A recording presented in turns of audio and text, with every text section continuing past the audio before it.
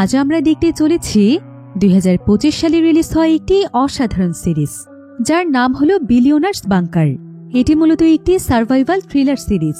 একবার ভাবুন তো, যদি ভবিষ্যতে আমাদের পুরো পৃথিবী পারমাণবিক বিস্ফোরণের ফলে ধ্বংস হয়ে যায় আর পৃথিবীতে ছড়িয়ে পড়ে রেডিয়েশনের মতো বিষাক্ত গ্যাস, যেখানে নিঃশ্বাস নিলে মৃত্যু নিশ্চিত, আর এর ফলে মারা যায় পৃথিবীর সমস্ত গরিব মানুষেরা।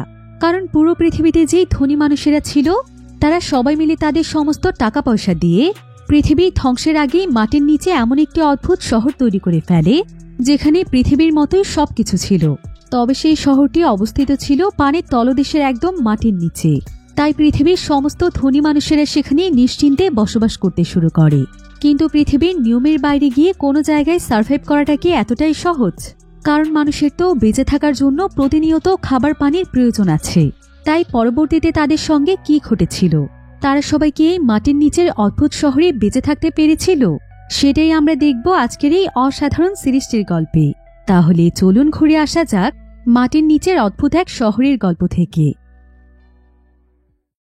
তো গল্পটি শুরু হয় ম্যাক্স নামক একটি ছেলেকে দেখিয়ে, যে কিনা এখানে অ্যানি নামক একটি বাচ্চার সঙ্গে খেলছিল। অ্যানি আর ম্যাক্স আসলে অনেক ভালো বন্ধু, আর ছোটবেলা থেকেই তারা দুজন দুজনকে খুবই পছন্দ করে। তাছাড়া তারা দুজনই অনেক ধনী পরিবারের ছিল, তাই তাদের বন্ধুত্ব নিয়ে তাদের পরিবারের কারোর কোনো সমস্যা ছিল না। তারা দুজন ছোটবেলা থেকেই লেখাপড়া সহ সবকিছু একসাথেই করেছে। আর যখন তারা বড় হয়ে গিয়েছে, তখন এক পর্যায়ে তারা একে অপরকে ভালোবাসতে শুরু করেছে। এভাবে তাদের দিনগুলো বেশ ভালোই কাটছিল। তবে একদিন রাতের বেলা প্রচণ্ড বৃষ্টির সময় ম্যাক্স অ্যানিকে সাথে নিয়ে তাদের একজন বন্ধুর বার্থডেতে যাচ্ছিল। কিন্তু সেই সময় ম্যাক্স ড্রিঙ্কস করেছিল, তাই সে কিছুক্ষণের মধ্যেই গাড়ির নিয়ন্ত্রণ হারিয়ে ফেলার ফলে তাদের গাড়িটি সোজা এসে একটি গাছের মধ্যে ঢুকে যায়। এতে করে সেখানে বিশাল বড় একটি অ্যাক্সিডেন্ট ঘটে। আর এই অ্যাক্সিডেন্টে ম্যাক্স তো কোনো মতে বেঁচে যায়, কিন্তু এখানে মারা যায় অ্যানি, যার কারণে পরবর্তীতে ম্যাক্সের প্রায় 3 বছরের জেল হয়ে যায়। এরপর ম্যাক্সকে এমন একটি জেলখানাতে নিয়ে যাওয়া হয়, যেখানে মূলত দুর্বলদের প্রতি করা হয় নানা রকমের অত্যাচার। তবে ম্যাক্স যেহেতু এই ধরনের পরিবেশের সাথে অভ্যস্ত ছিল না, তাই প্রথম এখানে তার অনেক সমস্যা হচ্ছিল। তাই ম্যাক্স তখন টাকা দিয়ে এখানকার প্রত্যেকটি কয়েদিকে কিনে নিত, যাতে করে অন্যান্য সাধারণ কয়েদিদের মতো সে অত্যাচারিত না হয়। কিন্তু ধীরে ধীরে ম্যাক্স এটা রিয়েলাইজ করতে পারে যে তার জীবনের অতিরিক্ত বিলাসিতাই তার জীবনে কাল হয়ে দাঁড়িয়েছে। কারণ তাদের টাকা থাকার কারণে সে কখনোই নিজে থেকে কোনো কিছুই করেনি, সবকিছু সে টাকার মাধ্যমেই করিয়েছে।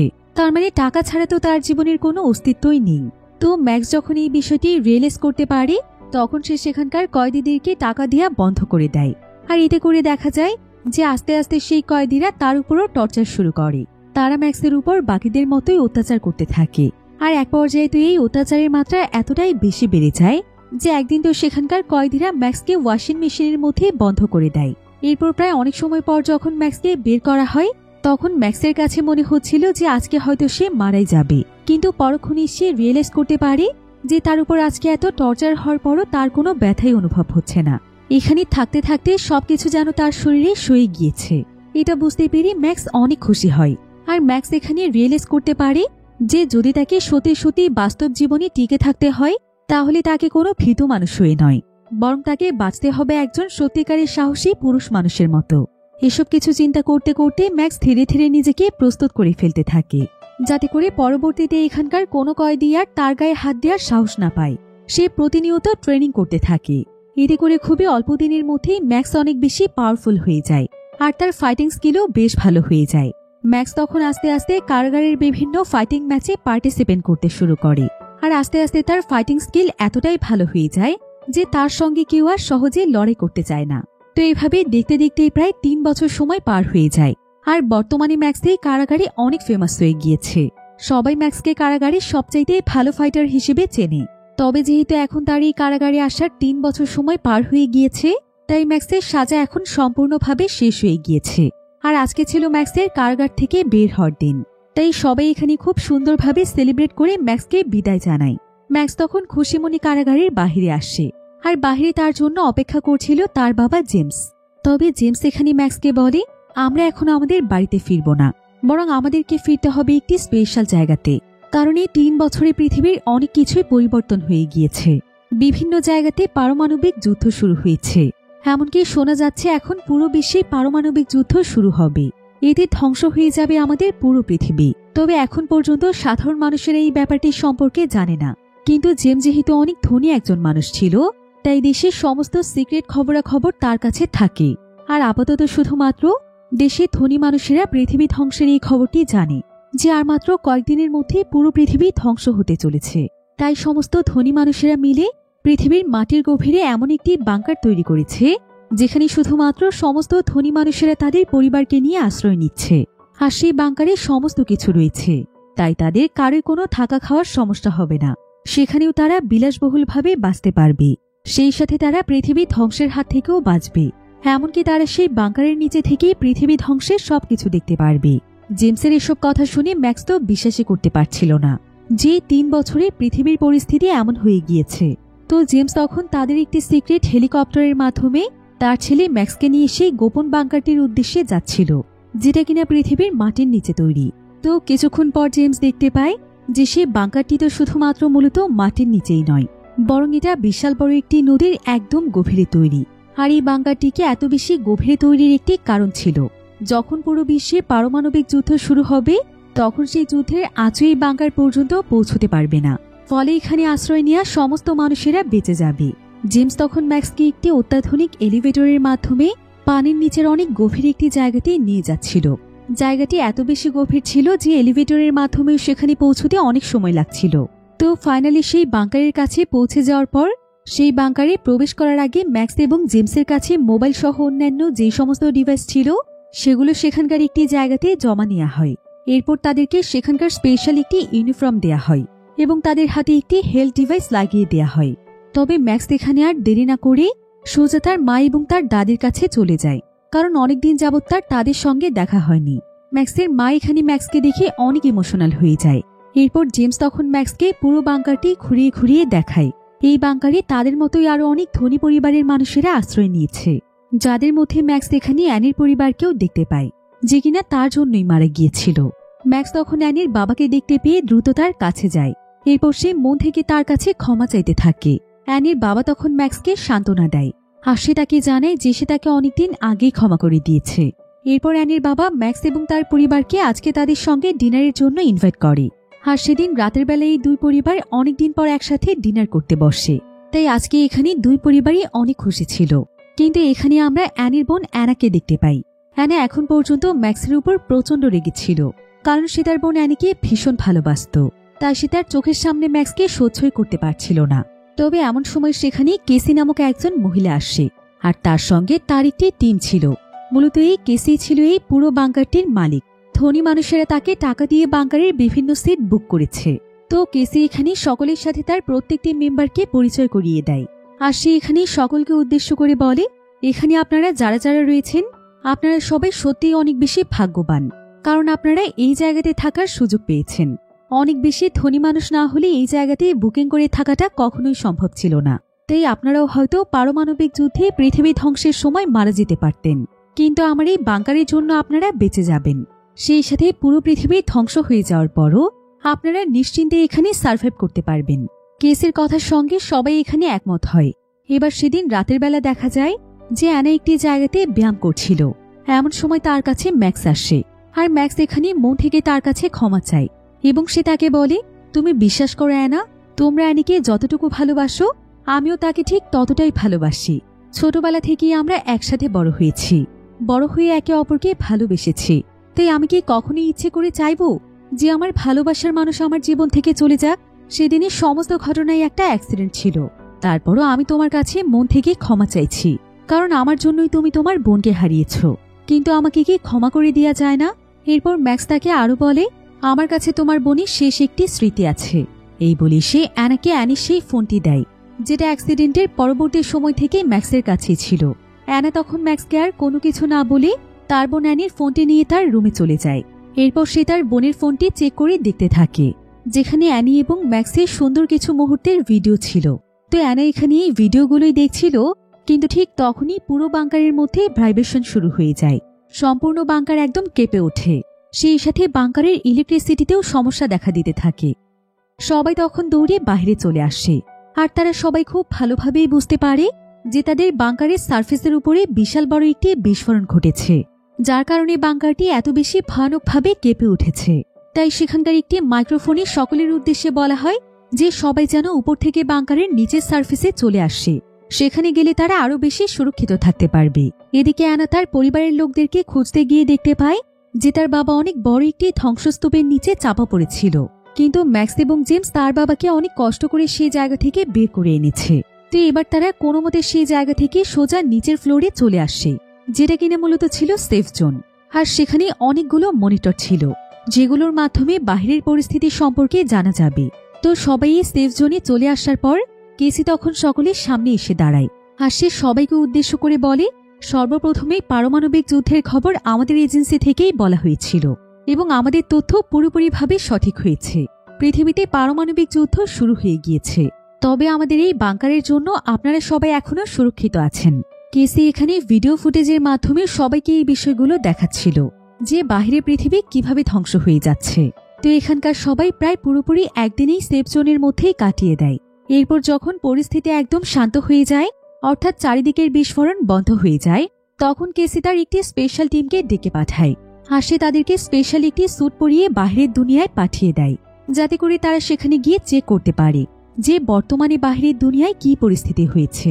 আর সেটা তারা এখানকার সবাইকে দেখাতে পারে, যেখানে দেখা যায় যে সত্যি সত্যিই পুরো পৃথিবী ধ্বংস হয়ে গিয়েছে। চারিদিকে শুধুমাত্র ধুলো আর ধুলো দেখা যাচ্ছে, সেই সাথে পারমাণবিক বোমের বিষাক্ত রেডিয়েশন চারিদিকে ছড়িয়ে পড়েছে। তাই যদি এখন সেখানে মানুষ কোনো ধরনের স্যুট ছাড়া চলে যায়, তাহলে সঙ্গে সঙ্গে তার মৃত্যু নিশ্চিত। তো এবার দেখা যায় সেখানে লুকাস নামের স্পেশাল টিমের একজন সদস্য ছিল। সে এখানে একটি গাড়ির ইঞ্জিন চেক করছিল, তবে সেখানে যখন সে একটি লোহা দেখতে পায় আর সে তার হাত দিয়ে সেই লোহাটিকে টাচ করে, তখন সঙ্গে সঙ্গে তার হাতের গ্লাভস গলে যায় এবং তার হাত একদম ঝলসে যায়। এতে সে সেখানে পাগলের মতো ছুটোছুটি করতে থাকে। অর্থাৎ রেডিয়েশনের মাত্রা এখানে এতটাই বেশি ছিল যে লোহা পর্যন্ত একদম আগুনের মতো গরম হয়ে যাচ্ছিল। এখন লুকাসের এই পরিস্থিতি দেখতে পেয়ে বাকি টিম মেম্বাররা তাকে সঙ্গে করে নিয়ে দ্রুত বাংকারের মধ্যে চলে আসে। এখন সবাই এখানে একে অপরের সাথে এই বিষয়গুলো নিয়ে কথা বলছিল, কারণ বাহিরের পৃথিবীতে তো এখন ভয়ানক রেডিয়েশন ছড়িয়ে গিয়েছে, তাই তারা চাইলেও এখন বাহিরে আর যেতে পারবে না। কিন্তু বাংকারের মধ্যেও কি সারা জীবন থাকা সম্ভব, তারা এখানে কেউ ভাবতেও পারছিল না যে তাদেরকে কত মাস অথবা কত বছর এই বাংকারের নিচে থাকতে হবে। তাই তারা সবাই এই বিষয়গুলো চিন্তা করতে করতে অনেক আপসেট ছিল। অন্যদিকে এখানকার কেসি নামক যে ওনার ছিল, সে এখানে তার লোকদেরকে নিয়ে লুকাসের পরিস্থিতি দেখতে চলে যায়। কিন্তু এখানে দেখা যায় কেসি এবং তার লোকেরা একটি আলাদা জায়গাতে এসে সবাই এখানে আনন্দ উল্লাসে মেতে ওঠে। আর এখানে ঘটনার সবচাইতে বড় টুইস্ট রিভিল হয়। আসলেই সবকিছু হচ্ছে কেসি এবং তার টিমের প্ল্যান। তারা মূলত শহরের ধনী মানুষদের কাছ থেকে টাকা হাতিয়ে নেওয়ার জন্য এমন দুর্দান্ত একটি মাস্টার প্ল্যান তৈরি করেছে। এমনকি কেসি এবং তার টিম চাইছিল সারা জীবনের জন্য এই ধনী মানুষদেরকে বাংকারে বন্দি রেখে বাহিরের দুনিয়ায় তাদের যে প্রপার্টি রয়েছে সেগুলোকে তারা দখল করতে পারে, কারণ এখানে প্রবেশের আগে তারা প্রত্যেকের কাছে বিভিন্ন কাগজপত্র সাইন করিয়ে নিয়েছে। তবে কেসি খুব ভালো করেই জানত যে এত ধনী মানুষদেরকে বোকা বানানো এতটাও সহজ হবে না। তাই কেসি তার পুরো টিমকে নিয়ে দুর্দান্তভাবে প্ল্যান তৈরি করতে থাকে। প্রথমে তারা শহরের ধনী মানুষদের মাঝে মিথ্যে নিউজটি ছড়িয়ে দেয় যে কিছুদিনের মধ্যেই পৃথিবী ধ্বংস হয়ে যাবে। এরপর তারা এই বাংকারটি তৈরি করে বাংকারের মধ্যে বিভিন্ন সিমুলেশন সিস্টেম তৈরি করে ফেলে। সেই সাথে তারা বাংকারের সার্ফেসের উপরে নিজেরাই বোম সেট করেছিল, যাতে করে তারা সেই বোমের বিস্ফোরণ ঘটিয়ে বাংকারে আতঙ্কিত এক পরিবেশ সৃষ্টি করতে পারে। তবে এই বিস্ফোরণটি এমনভাবে করা হয়েছিল যাতে করে এখানে কারো খুব বেশি ক্ষতি না হয়ে যায়। এমনকি তারা নিচের সেফ জোনে সকলকে যে ভিডিওগুলো দেখিয়েছিল, সেই ভিডিওগুলো মূলত তারা অত্যাধুনিক এআই সিস্টেমের মাধ্যমে তৈরি করেছিল। আর তাদের এই সমস্ত প্ল্যানে তারা সাকসেসও হয়েছে, কারণ সবাই এখন তাদের কথা বিশ্বাস করেই বাংকারেই থাকতে চাইছে। এবার অন্যদিকে আমরা অ্যানাকে দেখতে পাই। অ্যানা যখন বাংকারের একটি টয়লেটের মধ্যে ছিল, তখন সে সেই টয়লেটের পাশের জায়গা থেকে একটি আওয়াজ শুনতে পায়। তার কাছে মনে হয় কেউ একজন পড়ে গিয়েছে, তাই অ্যানা দ্রুত সেখান থেকে বেরিয়ে আসে আর সে পাশের জায়গাটি দরজা ধাক্কা দিয়ে খুলে ফেলে। এরপর সে দেখতে পায় যে এখানে তো একটি মেয়ে নিজে নিজেকে শেষ করে দিচ্ছে। অ্যানা এতে অনেক ভয় পেয়ে যায় আর সে দৌড়ে গিয়ে সেই মেয়েটিকে ধরে। এরপর সে সেই মেয়ের গলায় থাকা রশিটি কেটে দেয় আর সে কোনো মতে মেয়েটির জীবন বাঁচায়।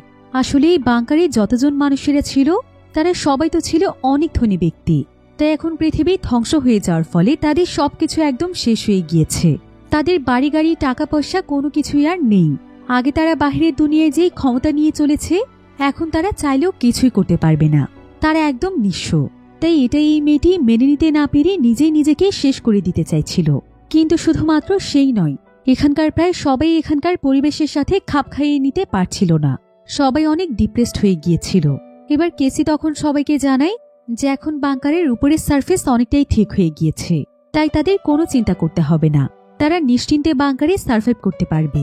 এরপর কেসি তখন তার টিমের সাথে দেখা করতে যায়, যেখানে লুকাসকে তার টিম মেম্বাররা মেকআপ করাচ্ছিল, যাতে করে তারা সবাই লুকাসকে দেখিয়ে দেখাতে পারে যে লুকাস বাইরে যাওয়ার ফলে তার কি হয়েছে।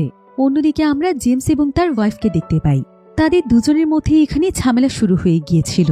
আসলে জেমস যেহেতু অনেক ধনী একজন বিজনেসম্যান ছিল, তাই সে সবসময় নিজের ইচ্ছে মতোই চলেছে। এমনকি বাহিরের অনেক মেয়ের সাথেই তার অ্যাফেয়ার ছিল। আর তার ওয়াইফ এসব কিছু জানার পরও কখনো তাকে ছেড়ে চলে যেতে পারেনি, কারণ তার টাকার অনেক বেশি প্রয়োজন ছিল।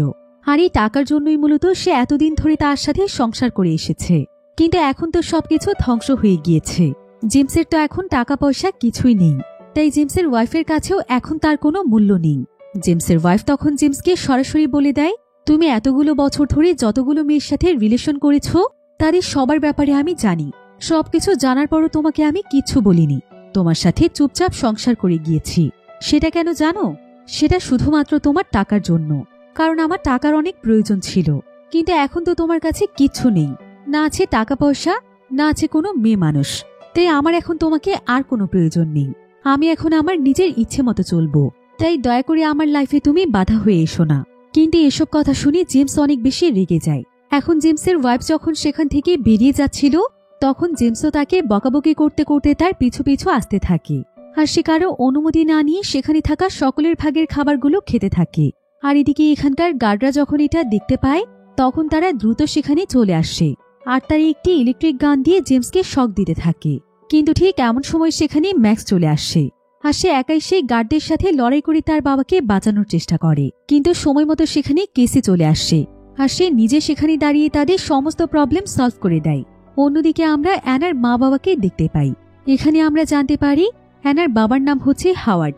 জেমস এবং তার ওয়াইফের মতো হাওয়ার্ড এবং তার ওয়াইফের সম্পর্ক ভালো চলছিল না। তারা দুজনে এখানে একে অপরের সাথে ঝগড়া করছিল। আসলে হাওয়ার্ডের ওয়াইফ অনেক দরিদ্র পরিবারের মেয়ে ছিল আর সে বয়সে হাওয়ার্ডের তুলনায় অনেক বেশি ছোট। কিন্তু তারপরও সে হাওয়ার্ডের টাকা এবং পাওয়ার দেখে তাকে বিয়ে করে নিয়েছিল। তবে এত বছর ধরে হাওয়ার্ডের সঙ্গে সে সংসার করলেও কখনোই সে মন থেকে হাওয়ার্ডকে ভালোবাসেনি। এবার অন্যদিকে আমরা মিলি নামক একটি মেয়েকে দেখতে পাই। এখানে মিলির কাছে কয়েকজন গার্ড আসে আর গার্ডরা এখানে মিলিকে বলে যে তারা জানতে পেরেছে মিলির ব্লাড গ্রুপ হচ্ছে AB নেগেটিভ। তাই তাকে এখন তাদের অনেক প্রয়োজন, কারণ তাদের টিম মেম্বার লুকাস খুবই অসুস্থ। রেডিয়েশনের কারণে তার শরীর অনেকটাই ঝলসে গিয়েছে। তাই মিলি এখন তাদেরকে সাহায্য করতে পারবে। আসলে কেসের লোকেরা মিলি সহ বাংকারের সকল লোকদেরকে জানায় যে রেডিয়েশনের কারণে লুকাসের এতটাই ক্ষতি হয়ে গিয়েছে যে তার শরীরের অর্ধেক ব্লাডই নষ্ট হয়ে গিয়েছে। তাই এখন তাকে বাঁচাতে হলে AB নেগেটিভ ব্লাডের প্রয়োজন। তাই তারা সেই দুজন সহ মিলিকেও একটি জায়গাতে নিয়ে আসে। এরপর তাদেরকে লুকাসের কাছে নিয়ে যাওয়া হয় আর লুকাসকে তারা মেকআপ করিয়ে একদম রেডি করে রেখেছিল। এমনকি তাদের তিনজনকে এখানে আনাটাও ছিল তাদেরই প্ল্যান, যাতে করে তারা নিজের চোখে লুকাসের পরিস্থিতি দেখতে পারে এবং সকলকে গিয়ে এই বিষয়ে জানায়, কারণ এতে করে সবাই ভয় পেয়ে আর বাহিরে যেতে চাইবে না। এবার মিলি যখন এখানে লুকাসকে দেখতে আসে, তখন সে দেখতে পায় লুকাসের অবস্থা সত্যিই অনেক বেশি খারাপ হয়ে গিয়েছে। এবার কিছুক্ষণের মধ্যেই দেখা যায় যে লুকাস সেখানে মারা যাওয়ার অভিনয় করে। সবাইকে জানিয়ে দেওয়া হয় যে লুকাস মারা গিয়েছে। আর লুকাসের এমন পরিস্থিতি দেখে মিলি অনেক ইমোশনাল হয়ে যায়। এখন কেসি এবং তার টিম এখানে যে প্ল্যান করেছিল সেই সবকিছুই আস্তে আস্তে সাকসেস হচ্ছিল। তো কেসি টিমে আবার জ্যাক নামক একটি ছেলে ছিল। এই জ্যাক মূলত ছিল কেসির নিজের ভাই, যে কিনা মূলত অনেক অসুস্থ ছিল। তাই কেসি সবসময় তার ভাইকে তার কাছেই রাখে। এবার কেসি তখন তার সমস্ত ওয়ার্কার্সদেরকে বলে যে এখন তাদের প্ল্যানের পরবর্তী ধাপে যাওয়ার সময় এসেছে। কেসি এখানে তাদের সবাইকে বলে যে সে কিভাবে হাওয়ার্ডের সম্পর্কে সমস্ত তথ্য বের করেছিল। আসলে হাওয়ার্ড যেই পরিবারে জন্মেছিল সেই পরিবার অলরেডি অনেক ধনী পরিবার ছিল। আর পরবর্তীতে হাওয়ার্ডের বড় হওয়ার পর আস্তে আস্তে সে তার ফ্যামিলি বিজনেসের দেখাশোনা শুরু করে দেয়। আর হাওয়ার্ডের কাছে টাকা পয়সার অভাব না থাকার কারণে সে খুবই অল্প সময়ের মধ্যে অনেক সাকসেসফুল একজন বিজনেসম্যান হয়ে ওঠে। এক এক করে সে প্রায় 60টি কোম্পানির মালিক হয়ে যায়। আর তার প্রত্যেকটি কোম্পানি থেকে সে এত বেশি অর্থ উপার্জন করেছে যে এখন বিশ্বের 10 জন ধনী মানুষের মধ্যে তার নাম রয়েছে। কেসি আসলে ছোটবেলা থেকেই দেখে এসেছে যে ধনী মানুষেরা কিভাবে গরিবদেরকে ছোট চোখে দেখে, এমনকি নিজেদের পাওয়ার এবং ক্ষমতা কমে যাবে বলে তারা গরিব মানুষদের এগিয়ে যাওয়ার সমস্ত রাস্তা বন্ধ করে দেয়, যাতে করে তারা সবসময় গরিবদের উপর নিজেদের জুলুম এবং অত্যাচার চালিয়ে যেতে পারে। তাই সে ধনীদেরকে খুবই ঘৃণা করত। এজন্য সে নিজে থেকে একটি টিম বানিয়েছে যার কিনা অনেক দরিদ্র শ্রেণীর ছিল, কারণ তারাই কেসির মনোভাব বুঝে তার সঙ্গে কাজ করতে পারবে। আসলে কেসি এবং তার টিমের মূল উদ্দেশ্য ছিল সেই সমস্ত ধনী মানুষদেরকে এখানে বন্দি করে রাখার পর বাইরে তাদের যত ধন সম্পদ রয়েছে তাদের প্রত্যেকের ধন সম্পদ তারা গরিবদের মাঝে বিলিয়ে দেবে, যাতে করে সমাজে ধনী এবং গরিবদের মধ্যে ভারসাম্য তৈরি হয়ে যায় আর গরিব মানুষদেরকে সমাজে ছোট হয়ে থাকতে না হয়। কেসি আসলে এটা খুব ভালো করেই জানত যে পৃথিবী ধ্বংসের ব্যাপারে সে যদি প্ল্যান তৈরি করে তাহলে ধনী মানুষেরা কখনোই গরিবদের কথা চিন্তা করবে না, বরং তারা নিজেরা বাঁচার জন্য যত টাকাই লাগুক নিজেদের আশ্রয় খোঁজার চেষ্টা করবে। আর হয়েছেও ঠিক এমনটাই। তো কেসি এবং তার টিম প্রথমে হাওয়ার্ডের সম্পত্তিকে টার্গেট করে। সবার প্রথমে তার সম্পত্তি তারা গরিবদের মাঝে বিলিয়ে দিতে চায়। তাই তাদেরকে এখন কোথায় কোথায় হাওয়ার্ডে টাকা পয়সা রয়েছে সেগুলোর ব্যাপারে সমস্ত তথ্য বের করতে হবে। তো এখন তারা সেই অনুযায়ী তাদের কাজ শুরু করে দেয়। এবার কেসি তখন বাংকারের সমস্ত লোকদেরকে তার কাছে ডেকে বলে যে পৃথিবী তো এখন পুরোপুরিভাবে ধ্বংস হয়ে গিয়েছে, তাই তাদের কাছে এখন অনেক কম পরিমাণে খাবার পানি আছে। কিন্তু গতকাল রাতে জেমস কারো অনুমতি ছাড়াই সকলের ভাগের খাবার নিজেই খেয়ে নিয়েছে, তাই এখন থেকে সবাই একটু কম কম খাবার পাবে, তা না হলে খুব দ্রুতই তাদের খাবারের স্টক শেষ হয়ে যাবে। আসলে কেসি এখানে সবাইকে এই কথাগুলো এই কারণেই বলেছিল যাতে করে সবাই এই সিচুয়েশন নিয়ে আরো অনেক সিরিয়াস হয়ে যায়, এমনকি পৃথিবী ধ্বংসের বিষয়টি তারা আরো ভালোভাবে উপলব্ধি করতে পারে। সেই সাথে তারা যেন এই খাবার পানি নিয়ে চিন্তা করতে করতে তাদের উপর কোনো ধরনের সন্দেহ না করতে পারে। এবার কেসি এখানে সকলের সামনে ম্যাক্সকেও অনেক গালাগালি করে, কারণ ম্যাক্স গতকাল রাতে তাদের গার্ডের উপর হাত তুলেছিল, কিন্তু ম্যাক্স গার্ডদেরকে মেরে তাদের কাছ থেকে একটি শটগান চুরি করে নিয়ে নিয়েছিল, যেটার মাধ্যমে ইলেকট্রিক শক দেয়া যায়। তাই কেসি তখন ম্যাক্সকে দ্রুত সেই গানটি ফিরিয়ে দিতে বলে। এবার আমরা কেসি এবং তার টিমকে দেখতে পাই, যেখানে তারা সবাইকে বন্দি করার আগে প্ল্যান করছিল। তারা আসলে তাদের এই প্ল্যানটিকে এমনভাবে তৈরি করেছে যাতে করে তাদের শহর থেকে এই সমস্ত ধনী মানুষ এবং তাদের পরিবার গায়েব হয়ে যাওয়ার পরও কেউ যেন এটা বুঝতেই না পারে বা কারো মনে কোনো ধরনের সন্দেহ না তৈরি হয়। আসলে তারা সবাইকে এই বাংকারে বন্দি করার আগেই এখানকার প্রত্যেকটি মানুষের একটি করে এআই ক্লোন তৈরি করেছিল, তাও আবার অনেক বেশি অত্যাধুনিক টেকনোলজির মাধ্যমে। তাছাড়া এখানকার প্রত্যেকটি সদস্যকে বাংকারে প্রবেশ করানোর সময় এখানে তাদের প্রত্যেকের মোবাইল ফোন এবং বিভিন্ন ডিভাইস জমা নেওয়া হয়েছিল। আসলে সেই মোবাইলগুলোই মূলত ছিল তাদের মূল হাতিয়ার, কারণ সেই মোবাইলে এখানকার প্রত্যেকেরই সোশ্যাল মিডিয়ার প্ল্যাটফর্মগুলো ছিল। তাই তারা প্রতিনিয়ত প্রত্যেকের এআই ভিডিও বানিয়ে প্রতিনিয়ত সোশ্যাল মিডিয়াতে আপলোড করতে থাকত এবং সকলকে উদ্দেশ্য করে বলতো যে তারা ভ্যাকেশনে আছে, তারা তাদের পরিবারের সাথে খুব সুন্দর কিছু সময় কাটাচ্ছে। তাই তারা যতদিন সকলের সাথে যোগাযোগ না করছে ততদিন পর্যন্ত কেউ যেন তাদের সাথে যোগাযোগ না করে, অর্থাৎ এখন তাদেরকে বাহিরের দুনিয়ার কেউ আর খুঁজবে না। আর যতদিনই সকলের কাছে এই বিষয়গুলো জানাজানি হয়ে যাবে ততদিনই তো কেসির সমস্ত প্ল্যান সাকসেস হয়ে যাবে। এমনকি কেসি এবং তার টিমের কাছে প্রত্যেকের যেই ফোনগুলো ছিল সেই ফোনগুলো তারা প্রতিনিয়ত অ্যাক্টিভ করে রেখেছিল। তাই যখনই সেই ফোনগুলোতে কোনো কল অথবা মেসেজ আসে তখন তাদের এআই সিস্টেম অটোমেটিকভাবে তাদের রিপ্লাই দিয়ে দেয়। সেই সাথে কেউ কল করলে এআই সিস্টেমের মাধ্যমে হুবহু তাদের ভয়েস কপি হয়ে যায় এবং তাদের ভয়েসই তারা অপর প্রান্তের মানুষের সাথে কথা বলে। এআই এর মাধ্যমে কেসি তার সমস্ত প্ল্যানগুলোকে সাকসেস করছিল। তো আজকেও যখন এআই সিস্টেমের সঙ্গে সবার ফোন কানেক্ট করা ছিল ঠিক তখনই হাওয়ার্ডের ফোনে স্ট্যান নামক একজন ব্যক্তির কল আসছে, যে কিনা ছিল হাওয়ার্ডের বিজনেস পার্টনার। আর সে প্রায় প্রতিদিনই হাওয়ার্ডকে ফোন করে। তবে স্ট্যান আজকে হাওয়ার্ডের উপর প্রচন্ড রেগেছিল, কারণ হাওয়ার্ডের সাথে তার অনেক গুরুত্বপূর্ণ একটি ডিল চলছিল। সে তখন একটি ভিডিও ফুটেজের মাধ্যমে হাওয়ার্ডকে উদ্দেশ্য করে বলে, তুমি এতটা দায়িত্বজ্ঞানহীন কিভাবে হতে পারো? তুমি জানো যে আমাদের এবারের ডিলটি কতটা গুরুত্বপূর্ণ। তুমি দ্রুত আমার সঙ্গে দেখা করো, তা না হলে তুমি পৃথিবীর যেই প্রান্তেই থাকো না কেন তোমাকে আমি খুঁজে বের করেই ছাড়ব। এখন স্ট্যানের এসব কথা শুনে কেসি এবং তার টিমের সবাই কিছুটা দুশ্চিন্তায় পড়ে যায়, কারণ তারা বুঝতে পারছিল না যে তারা স্ট্যানকে এবার কিভাবে সামলাবে। এবার আমরা বাংকারের সমস্ত মানুষদেরকে দেখতে পাই, যারা প্রত্যেকেই অনেক বেশি ভেঙে পড়েছিল, কারণ তাদের কারো জীবনে কোনো কিছুই ঠিকভাবে চলছিল না। কারণ এখন তো তারা সবাই জানতে পেরেছে যে পৃথিবী ধ্বংসের ফলে তাদের ধন সম্পদ আর কিছুই নেই, তারা সবাই নিঃস্ব। তাই এখানকার প্রত্যেকটি পরিবারই নিজেদের লোকদের সাথে ঝগড়া করতে থাকে, ফলে তাদের সম্পর্কগুলো নষ্ট হতে থাকে। কারণ এখানে যতগুলো পরিবার ছিল, সেই পরিবারের কেউ না কেউ টাকার জন্যই তাদের সঙ্গে সম্পর্ক ভালো রেখেছিল। আর এখন যখন তাদের টাকা পয়সা এবং পাওয়ার চলে গিয়েছে, তখন কারো ওয়াইফ তার হাজবেন্ডকে ছেড়ে দিচ্ছে, আবার হাজবেন্ড তার ওয়াইফকে ছেড়ে দিচ্ছে। এমনকি ছেলেমেয়েরাও মা বাবাকে আর মূল্যায়ন করছে না। অর্থাৎ এখন প্রত্যেকটি মানুষের আসল চেহারা বেরিয়ে আসতে থাকে।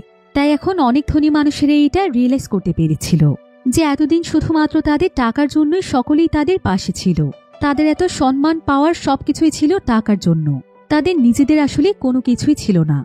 অন্যদিকে ততক্ষণে কেসি টিম হাওয়ার্ডের এআই মডেল তৈরি করে ফেলেছিল, যেটার মাধ্যমে তারা স্ট্যানের সাথে সরাসরি হাওয়ার্ডকে কথা বলিয়ে দিতে পারবে।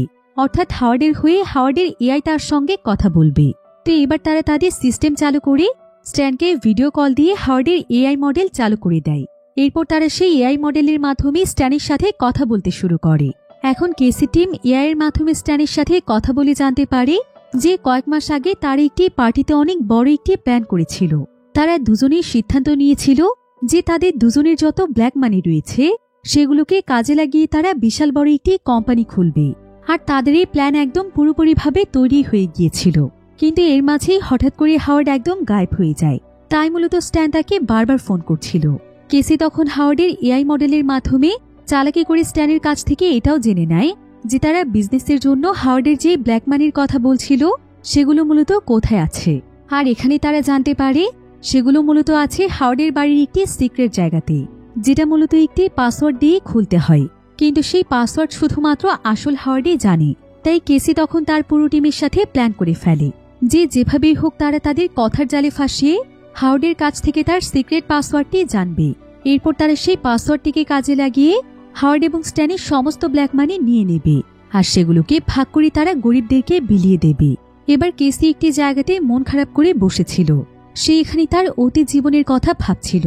আসলে কেসির যখন 12 বছর বয়স ছিল, তখন সে তার ভাই জ্যাককে নিয়ে একটি স্কুলে পড়ত, যেখানকার বেশিরভাগ স্টুডেন্টরাই ছিল ধনী পরিবারের। কিন্তু কেসি যখন তার ভাই জ্যাককে নিয়ে স্কুলে যেত, তখন সেখানকার ধনী স্টুডেন্টগুলো তাদেরকে সবসময় বুলি করত, তাদেরকে ছোট লোক বলে অপমান করত। তবে কেসি এবং তার ভাই জ্যাক ছিল খুবই ট্যালেন্টেড স্টুডেন্ট, কিন্তু তারা গরিব হওয়ার কারণে তাদের মেধার যেন কোনো মূল্যায়নই ছিল না। এমনকি কেসির বাবার আর্থিক অবস্থা ভালো না থাকার ফলে কেসির মাও একদিন ছোট্ট একটি চিঠি লিখে কেসি এবং তার ভাইকে রেখে চলে যায়। তার উপর তাদের বাবা আগে থেকেই নেশা করত। তাই তখন থেকে কেসি এবং তার ভাই জ্যাকের কেউই ছিল না। তারা দুই ভাই বোন একে অপরের প্রতি ভরসা করে বেড়ে উঠেছে। তবে সেই অল্প বয়সে তারা দুজন বুঝতে পেরেছিল যে তাদের দুজনের ভবিষ্যৎ তাদের দুজনকেই গড়ে তুলতে হবে। তাই তখন থেকেই তারা দুই ভাই বোন অনেক পরিশ্রম শুরু করে। তারা তাদের লেখাপড়ায় আরো অনেক মনোযোগী হয়ে ওঠে। এভাবে তারা দুজনেই অনেকগুলো ডিগ্রি অর্জন করে ফেলে। আর এক পর্যায়ে তারা দুই ভাই বোন মিলে অনেক গবেষণা করে নিজেদের এআই আর্টিফিশিয়াল ইন্টেলিজেন্স তৈরি করে ফেলেছিল। এবং তখন তারা ভাবছিল যে তারা লাইফে অনেক বড় কিছু করতে পারবে। কিন্তু খুব শীঘ্রই তারা বুঝতে পারে যে টাকা এবং ক্ষমতা ছাড়া পৃথিবীর কোনো কিছুই হাসিল করা সম্ভব নয়। কারণ তারা অত্যাধুনিক প্রযুক্তির এআই মডেল তৈরি তো করে ফেলেছিল ঠিকই, কিন্তু তাদের কাছে কোনো টাকাই ছিল না, যেটার মাধ্যমে তারা তাদের এই এআইকে মার্কেটে লঞ্চ করতে পারবে এবং সকলের সাথে পরিচয় করিয়ে দিতে পারবে।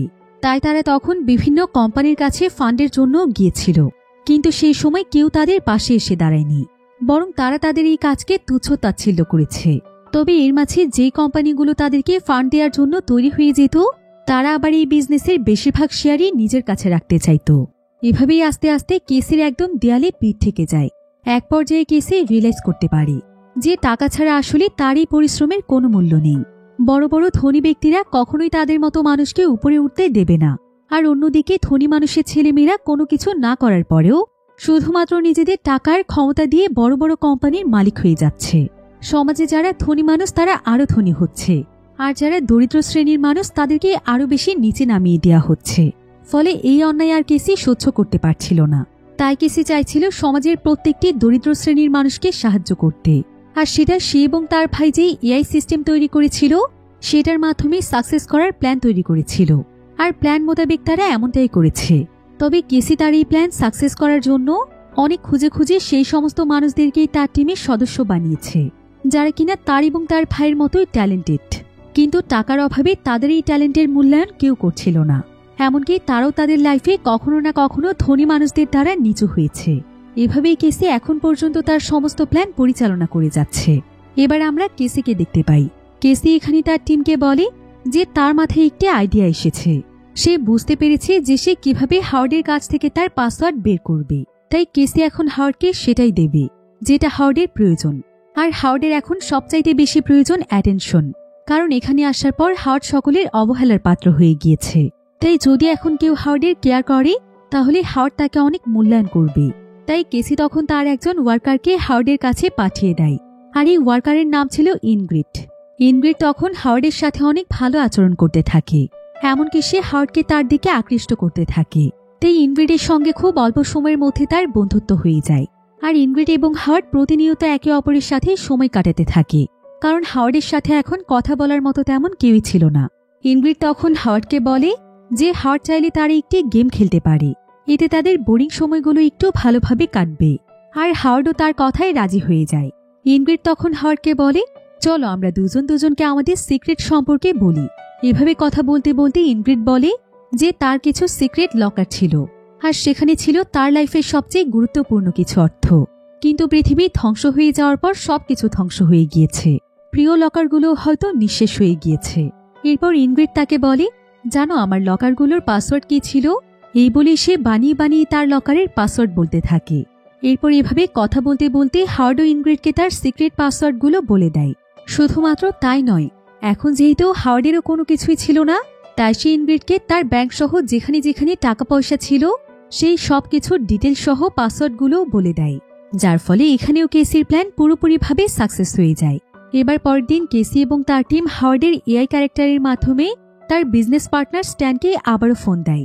আর সে স্ট্যানকে বলে আমি তো এখন দেশ থেকে অনেক দূরে আছি, তবে আমি তোমাকে আমাদের ব্ল্যাক মানিগুলো যেখানে রেখেছি সেখানকার পাসওয়ার্ড বলছি, তুমি সেখান থেকে সমস্ত টাকা নিয়ে নাও আর ব্যাংককে একটি স্টার্ট আপ বিজনেস শুরু করে দাও, কারণ আমার ফিরতে ফিরতে অনেকটাই দেরি হয়ে যাবে।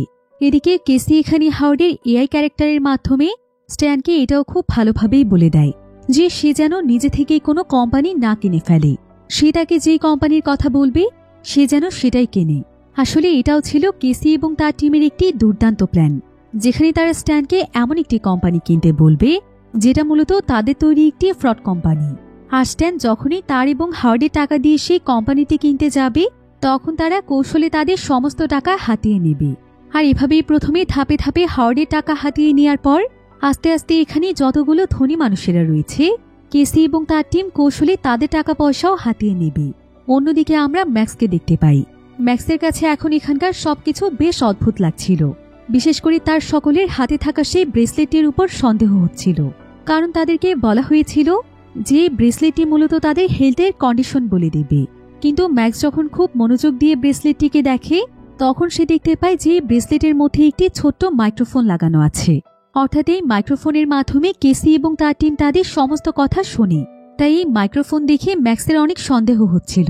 এজন্য সে সিদ্ধান্ত নেয় যে সেই বাংকার সম্পর্কে আরো কিছু তথ্য জানবে, কিন্তু সে একা একা এত কিছু করতে পারবে না, কারণ এতে ধরা পড়ে যাওয়ার ভয় আছে। তাই এই কাজটি করার জন্য তার আরো একজন সঙ্গীর প্রয়োজন। এজন্য ম্যাক্স অ্যানার সাথে বন্ধুত্ব করতে চায়।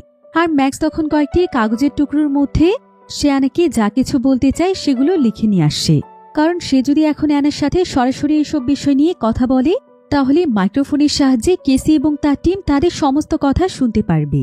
এরপর সে অ্যানার কাছে এসে একটি কাগজের মাধ্যমে অ্যানাকে চুপ থাকতে বলে। এরপর সে অ্যানাকে এখানে এটাও জানায় যে এখানে আসার পর থেকে তার কাছে কোন কোন বিষয় অদ্ভুত লেগেছে। সেই সাথে তাদেরকে হেলথ ডিভাইসের নাম করে যে ব্রেসলেটটি দেওয়া হয়েছে সেখানে মূলত একটি মাইক্রোফোন আছে, আর এই মাইক্রোফোনটির সাহায্যে নিশ্চয়ই তাদের সমস্ত কথোপকথন শোনা হচ্ছে। এরপর ম্যাক্স অ্যানাকে আরও জানায় যে এখানে থাকা কেউই এভাবে নিশ্চিত হতে পারে না যে পৃথিবীতে সত্যি সত্যি পারমাণবিক যুদ্ধ হয়েছে কিনা বা পুরো পৃথিবী ধ্বংস হয়ে গিয়েছে কিনা, কারণ এখানে তারা সবাই যা কিছু দেখেছে সেই সমস্ত কিছু তাদেরকে কেসি এবং তার টিমই দেখিয়েছে। এমনও তো হতে পারে যে তারা তাদেরকে ধোঁকা দেওয়ার চেষ্টা করছে, তাই সত্যটা জানার জন্য তাদেরকে প্ল্যান করে চলতে হবে। এজন্য ম্যাক্সের এখন অ্যানার সাহায্যের অনেক প্রয়োজন। তাই ম্যাক্স তখন অ্যানাকে বলে যে সে যেন এখন থেকে তার সাথে ভালোবাসার অভিনয় করে, যাতে করে কেসি এবং তার টিমের সবাই বুঝতে পারে যে তাদের দুজনের মধ্যে কোনো রিলেশনশিপ চলছে।